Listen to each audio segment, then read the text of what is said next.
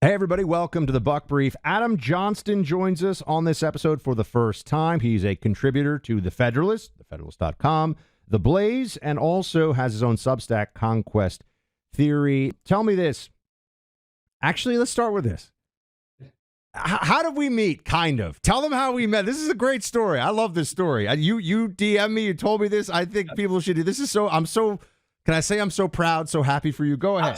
Absolutely. So yeah, back in way back in the day, 2017, when you were still at the Blaze, I believe 2000 you were at the Blaze, but maybe you had just kind of moved on. I was always listening to your podcast over there, and I was inspired by everything that you say, and I kind of learned a lot in that regard. And I was like, you know what, maybe I should start, writing and putting my thoughts out there as well. But I was a little hesitant to get into expressing myself politically, at least. So I just sent you a DM on Facebook on Messenger because I had connected with you there, and you just encouraged me. You said, "Hey, just put yourself out there.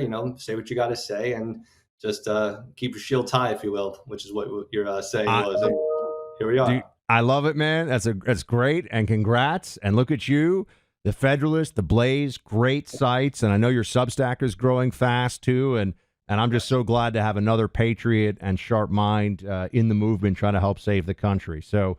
Welcome to the party, as McClane says in Die Hard.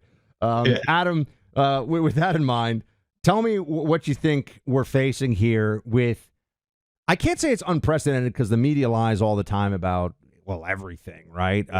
Especially with regard to Democrats and politics. But they're really trying to tell us with Kamala Harris that what we know ain't so. Like what she said, even on video, she didn't say. How does that shake out in the election as you see it? Yeah, well, this is like 1984 level historical revisionism here, where it's like whatever she said, well, it's not quite what she meant, or, she wasn't technically the border czar, but she was in charge of the border. And it's really a lot of gaslighting by the media. And the media basically does this because the media is essentially, they craft the narrative, they further the narrative, and then they attack people for poking holes in the narrative. And unfortunately, the media really is very powerful in this regard. And you can see it where the Trump assassination attempt has almost been put on the back page. And it's one of the most significant stories in American history. Not only that it happened, but how did it happen? And if this was on a Democrat side, you would have a full-blown investigation. It would be front page news every day, but it's kind of memory hold, if you will. And to the point where they're even talking about, well, was Trump really shot? We don't know. The FBI director just said, well, we're not really sure. So it's one of those things where the media is very powerful in this sense and can basically control what most people not only talk about, but think about. Politico recently put something out that said that Kamala Harris is going to face unprecedented threats as a presidential candidate because she is a woman and a woman of color specifically. And look, I'm not even getting into like whatever they think the threats are that she faces so much as Trump was just weeks ago shot. Yep. And I do not think that ever at Politico they were writing stories about how, calling Trump Hitler and saying he's a fascist. The cover of the New Republic the month before Trump was shot had him with a Hitler mustache on. So, do you know what I mean, though? It's like Trump just got shot, and we're reading articles about how there's such a big threat against Kamala Harris for the Secret Service to handle. I mean, I don't want anyone being hurt as a function of political violence at all, period. But it's just like, come on, guys. Yeah. And to that point, the article basically said, that Secret Service is taking that into account as if they're going to step up their protection. And then meanwhile, on the other side, they were saying, Trump really has to stop doing his outdoor rallies, which is like, okay, well, how about we step up the Secret Service protection for Trump the way he wanted the Secret Service protection stepped up. So maybe this wouldn't have happened to either candidate, because as you said, we don't want political violence. But it's all the focus now is on, we have to protect Kamala Harris. And the focus is no longer on Trump and the iconic images that came out of that day as well. So, yeah. And also with the investigation that Secret Service is doing, Isn't it pretty insane that that we don't even have a real, like, when the Secret Service, she's now fired or resigned, whatever. But when she came out that day, when she gave her testimony, and it went really badly for her, as I think it should have. But actually, I take that back. What happened was horrible, and she should lose her job. But she could have been better. She could have gone out with a little more dignity, like just told the truth and taken responsibility. And instead, she didn't have any answers, and she was evasive and kind of smarmy. We still, though, don't have, like, it seems like no one has come forward to provide really important answers all in one place, an official timeline, official information about this.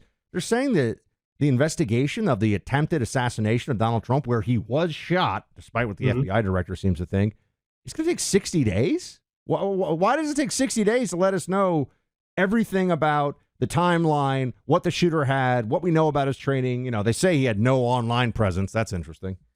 Yeah, they never do. Yeah.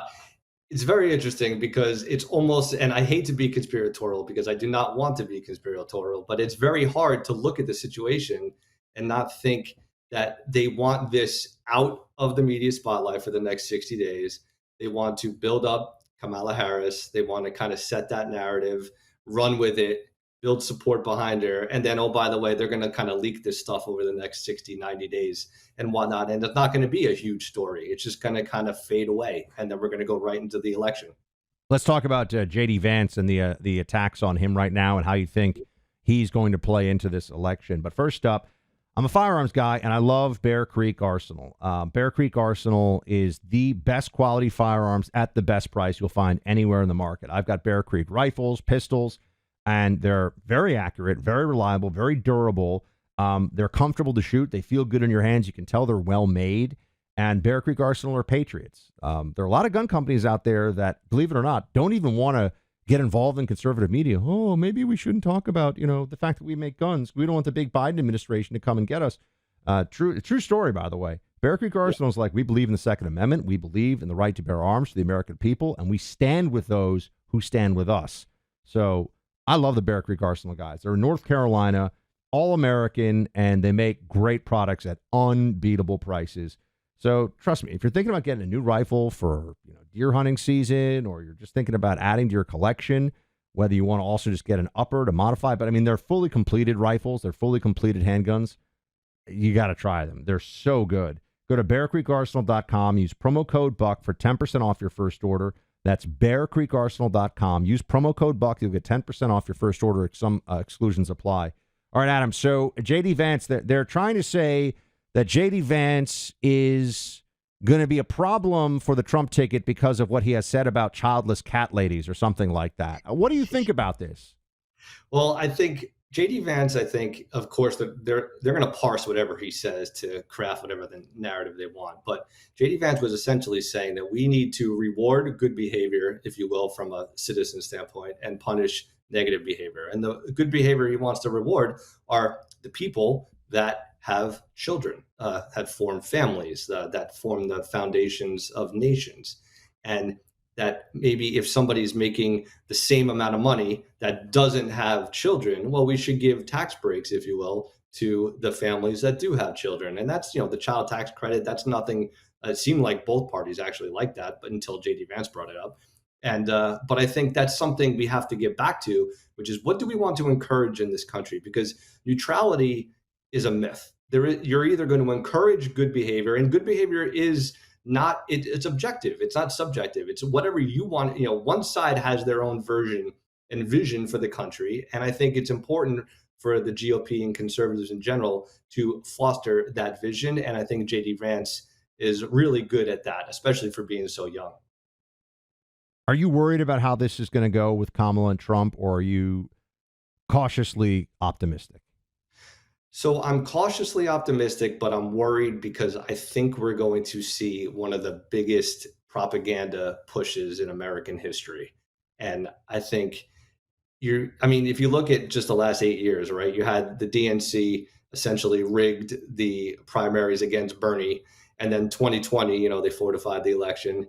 And then in 2024, they really kind of propped up Biden to be Yeah. the person. They didn't really want anybody to run against him. And then when they found out after the debate, which you could make the argument they actually kind of set him up to fail, but let's just say that they didn't. Well, after the debate, then the whole machinery came around and said, you're out of here. And now we're just going to install whoever we want to install. And you're going to go through all that trouble. I feel like you're going to go through a lot more trouble to try to get him to win. So while I feel like head to head, I think Trump, if he stays on message, I think he's going to do well, and he should win, especially if he, focuses on the battleground states and tries to bring people along in those areas. But, it's hard to, you don't know what the media is going to do behind the scenes. And that does worry me, because Kamala does have that, TikTok presence and whatnot. And I think that's where also I think JD Vance can be a help to Trump. Adam Johnston, an honor, my friend. I'm Honor, so glad that honor. you here. What are we? 8 years later, and Right.